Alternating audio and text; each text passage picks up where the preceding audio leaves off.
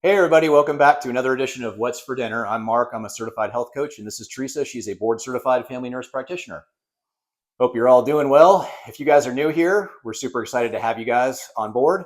For those of you who are old time subscribers and followers and stuff, welcome back. Thank you. So the theme tonight is going to be Rosette's mixed bagels. Going to talk about those a little bit. And then Teresa also has some information on menopause. So before we start that though, let's show you guys what we have on the menu for our low insulin way of eating. So Teresa did some scrambled eggs. Did you put cheese in these tonight, hon? Of course. Okay, so scrambled eggs on the skillet. We have some leftover spinach dip, which we'll be profiling this again in an upcoming episode. And Teresa will go over all the different ingredients for that. But this is leftovers from yesterday. And then she did bacon in the air fryer, so super delish. And then our number one best favorite ever is 70-30, so 70% protein, 30% fat burgers, cheeseburgers. These look like little sliders. They do look like sliders, but they're going to be so delicious. And you can see all of our little herbs and spices back there, including we've got a little bit of Rosette's everything bagel mix because that's what we're going to be highlighting for food tonight. So there's the finished product on those bagels. And Teresa, if you guys kind of hang out and watch at the end of the video, Teresa's going to go over the recipe for this and all the instructions for cooking and whatnot, right? Well, it is on the back of the bag. So. Okay. So you wanted to talk a little bit tonight about hormones, huh? Yeah. Okay, what do you got? Sad statistics. So we've done this before where the normal age of menopause is 45 to 55. Now your regular primary care and GYNs don't think it's that early, but it can be. And we are starting to see that a little more and more. 45 to 55, full-blown menopause. Perimenopause, which the medical establishment ignores, happens about 10 years prior to that. So you're talking about 35 to 37 is when your life starts to alter because your chemical brain hormones are leaving. And I do feel like this is when marriages start to struggle because I say this with love, we become crazy, hot messes. So the NIH, the National Institutes for Health, funding of all research of any kind is $45 billion with a B.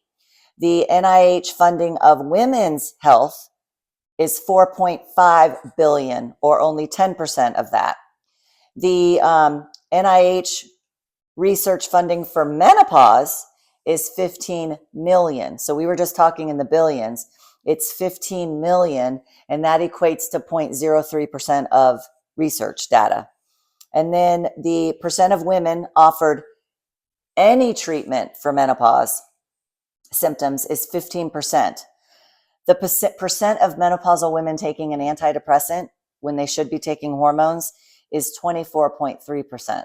So that's a quarter of the people. The percent of menopausal patients on hormone replacement therapy is 7%.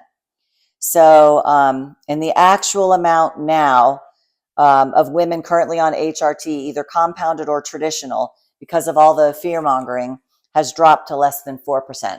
Wow. So it was minimal at 7, but now it's 4.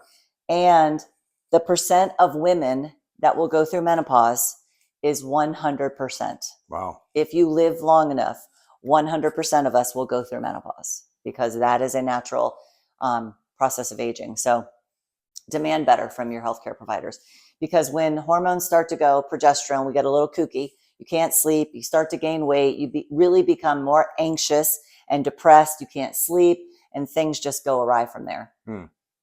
So gotcha. Sad. Yeah, really is. Wow. We've been through this too. Like I was a hot, crazy mess. Yeah. So, hot mess. So you know this from experience. Yeah. You're speaking from a position of experience, and you've been dealing with women now for years that are going through all this. Because I was so bad, when I figured it out, I had to go tell people, whether or not I get called crazy things, because I do from other providers. It doesn't matter. I have to shout this from the rooftops. And then if you decide to do it, great. But if not, you have to at least have the knowledge or the info to say yay or nay. A lot of you guys and gals watching probably don't know, when we were going through this, when Teresa finally figured out, but it's a long story, but when she finally figured out the BHRT thing, you know, being a provider herself, she was like, I've got to figure out a way that I can actually bring this to people. And so that's how all of our business and everything in our clinic came about. That was the roots of it. So she went and learned. She shadowed other providers that were doing it. She was doing online research. Then she started going to conferences on that and got certified in advanced bioidentical hormone replacement therapy, and then started actually practicing it in a clinical setting. And then that progressed all the way through to actually opening up her own clinic, which we have now. Yep. I always say, and this was before COVID, this was like 2014. We used to travel, hotels, conference fees. I paid more for my hormones and nutrition expertise than I ever did for my master's, for my nurse practitioner. Yeah. Way more. Yeah. It was a lot of money we paid, but it was worth it. Yeah. Totally worth it. Yeah. And then it paid off in the end, didn't it? Yeah. Yeah. We're helping people. Many people. Totally helping people.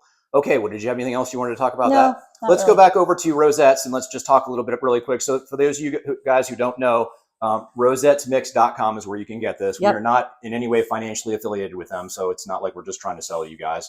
But Teresa, did you want to talk to them really quick about kind of what you do and to make this? So the instructions are on the back. I usually make a whole pouch full. And then she just tells you what to add. So it's shredded cheese, dough mix, and eggs, how to make it, how to bake it. And then this is what it looks like. So I use this tonight, and then there's still just a little bit left for another night. And then I put it this time in a bagel pan or donut pan. And then on a couple of them, I put everything bagel seasoning. And then I just baked it extra long because when Rosette shows hers, they're much nicer and neater than these, but these are still delicious. And something else we didn't mention too is Teresa will take a bowl and she'll melt a bunch of butter in it. And then I'll actually press fresh garlic in it. And then we'll stir it up. And then what I'll do is I'll spoon that over top of those bagels before we bake them. And that just gives it that garlic taste. Yep. The other thing Teresa does, and we'll talk about this, and I don't know when we're going to do it, but the next time, let me back up a little bit. With this everything, I'm sorry, I can't even talk. With this dough mix, you can kind of make a lot of different things with it. That's the cool thing about it. So we have another recipe she does where she actually stuffs cheese inside the bagel. And that's really good. We've had this as a dessert before where we sprinkle cinnamon, and you can put peanut butter or no sugar jelly, things like that on it. I love the way this tastes no matter how we do it. And it's super flexible, so you can do a lot of things. Oh, and we've made pizza with it too. Yeah, so we've made cinnamon rolls. Yeah, made cinnamon rolls. It's delicious. So we love this dough mix. Yep. But if you're looking for biscuits for Thanksgiving and Christmas, but you don't want to have the carbs, that's what you need to order. Yeah. Along with some of her desserts. Yep. And pumpkin spice cake. Oh, that's right. The pumpkin she spice. Has it the seasonal seasonally. Stuff. Yeah, absolutely. And I also forgot over here, guys, was we also were going to do up our burgers. So we're just going to have bunless burgers tonight, but we'll be doing them on a lettuce wrap. We've got tomato and onion, some pickle, and then some sauerkraut over here as well. So we do have a little bit of veg going in here tonight. Yeah. So we're essentially ketovore because, we have coffee, and sometimes I like onion and tomato on my burger. And don't ever think we're afraid of vegetables. We're not afraid of veg. We're every now and then we'll have some seasonal fruits, like a berry or something. How berries would be more than one berry, but a type of berry is what I meant. Yeah. But anyway, do what works for you. Don't get caught up in the rigid cult-like behavior, like you can't have coffee or you can't be carnivore. Like, call yourself whatever you want. Just do what's best for your health. Definitely. Yeah. And experiment with stuff. Don't be afraid to, try new variants of things and whatnot. So, all right, guys. Well, if you haven't already done so, please consider liking us on Facebook or subbing to us on YouTube. Yeah. And as always, share your low carb snacks or dinner ideas and recipes if you've got any. We love those. And check out, excuse me, we're going to put links to like Rosette's Mix, the continuous glucose monitors we talk about a lot, our website, things like that. We're going to drop those down in the description on YouTube and in the comments section on Facebook. So we'll start doing that. And otherwise, guys, just remember, food matters.